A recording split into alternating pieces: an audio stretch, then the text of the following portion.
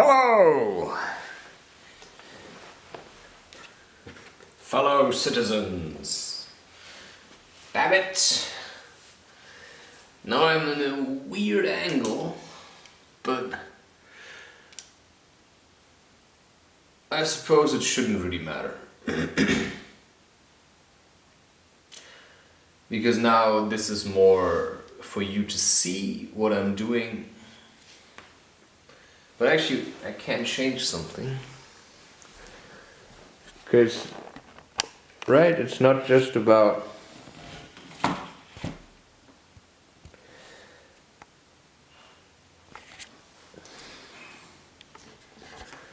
performing art for you to like it,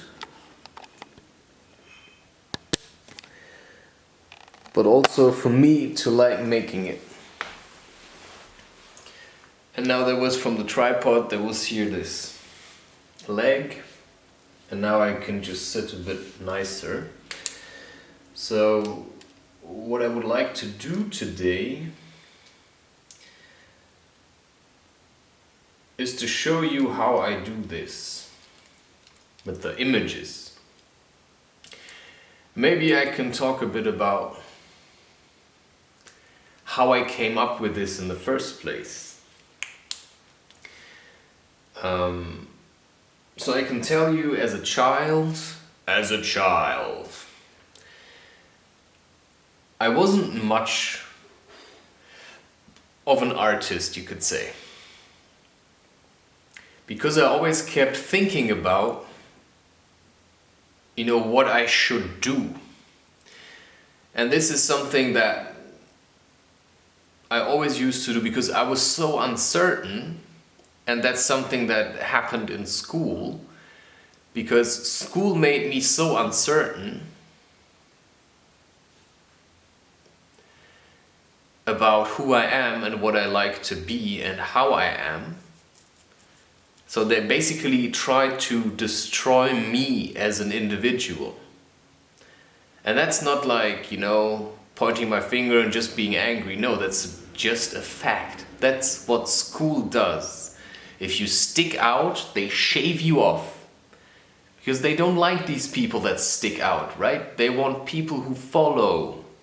You're supposed to follow orders. I don't know how school is in other countries, but in Germany, school is basically designed to keep everyone on the same kind of level and only bring out those people who follow the rules, who are like good students, right? And what defines a good student? You speak when spoken to, you do the extra work, and basically you kiss your teacher's butt. That's just how it is. If you're a bit of a rebel, teachers already don't like you because they like their butts kissed.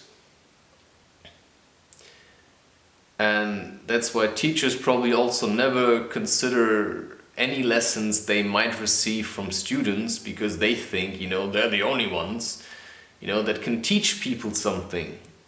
Well, maybe they have the life experience, but sometimes they're so ignorant to, wisdom of children. And you may say, okay, is that really wisdom? Because, it's just like a spontaneous remark. And like I said, they don't have the experience to back up that kind of insight or knowledge, but it's for an adult to realize what value whatever a child says has for himself, society, or the system he lives in. But if you think that, children are just like funny things that you can look at, and that are somehow stupid, and you need to teach them stuff, well, then you're already destroying them, because a child can best learn in a playful way when you allow the child to kind of discover for him or herself how it works, instead of always saying, this is how you have to do it. So you're basically telling the child from an early age that it's not allowed to make mistakes. And that's how always my father tried to teach me, by imposing his way on me, but I needed the freedom. So I never liked to work with him because he told me exactly how I had to do stuff. And then he expected me to do it like this. And he actually never trusted me anyway, so he just did it himself and let me do the shit work. But that's not how you learn. So I believe in order to teach a child how to draw, you have to show them that it's okay to make mistakes. Because how did I start? Well, I already had a decent amount of life experience now. At the age of 32, I started. I tried drawing before already, but drawing in school has taught me that I'm shit at drawing. Sometimes I got like an E or a D, maybe even an F in German numbers, because 1 is the best you can get and 6 is the worst. Sometimes I would receive a 5, or usually like average marks like a 3 or a 4. So if you're a child and your teacher gives you grades like this, you think, I'm just mediocre at drawing. And now if you look at my channel and you realize what I taught myself to do and what no teacher ever could have taught me, because if they try to teach me, I'm already not interested anymore. So instead they could have shown me how they do it, and I could have done it, but that's the problem. Teachers often don't know how to draw, so they cannot teach me how to draw because they don't know how to draw. It's like a lot of music teachers, they don't know how to make music. They know how to teach music, how to analyze it, so they learn music. And it's like, having somebody teach you the German language because they learned the rules, but they don't know how to write poems. They only know how to interpret them. They don't know how to write books or stories, but they give you stories and books to analyze because that's what they learned when they studied to be teachers. They basically get told what to teach the children, and they don't have much room for freedom.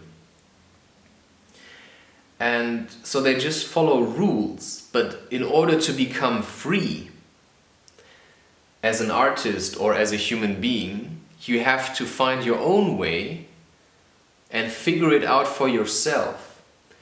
And that's why you start with a blank page. And to me, I was just presented with this, but I also had the courage to try something. And usually that's how I did it. I just followed my feeling, but also that, of course, I practiced.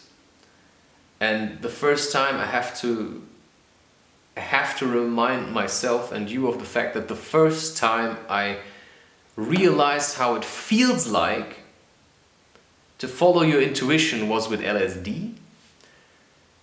There I just, pure feeling, I just did what I had to do and I did it without questioning. It's just basically, here, this is a lesson in trust. This is how trust feels. To be in line with your true self.